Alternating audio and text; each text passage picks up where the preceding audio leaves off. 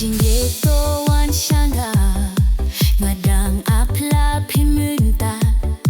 ngadon kam lapi wan seko jingit nasaka le marwe ngalong kum kabit ayon men kalawan minta men klem api kalong suda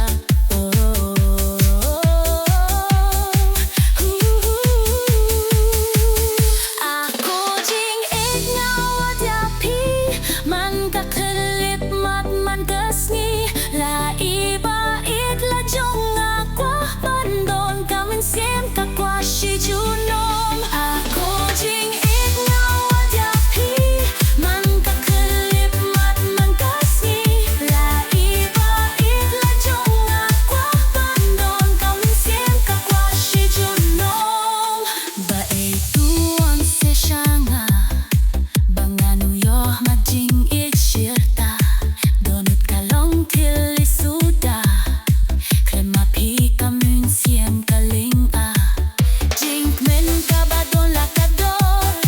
jing ipada na itu ay lakapor ako jing ignaw adyapi man kakelip mat man kasni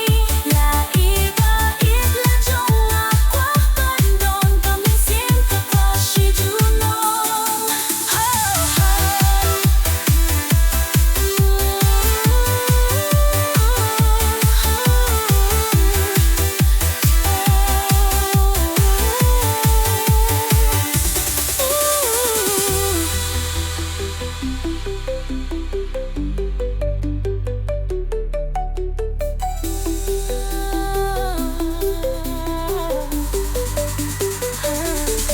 marwe hang nga danggap yapi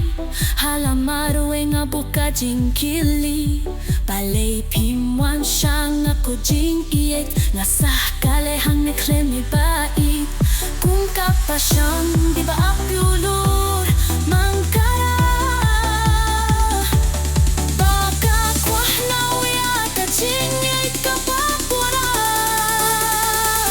ako jing ignaw adyapi man kakelip mat man kasni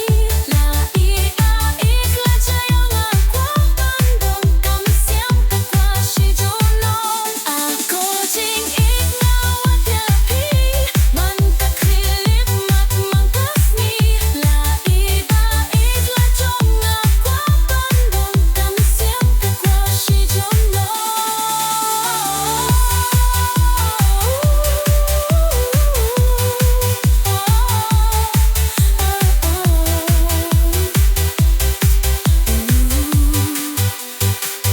ako jing ignaw adyapi man kakelip mat man kasni la iba it la jong akwa bandon kamin siem kakwa shi junom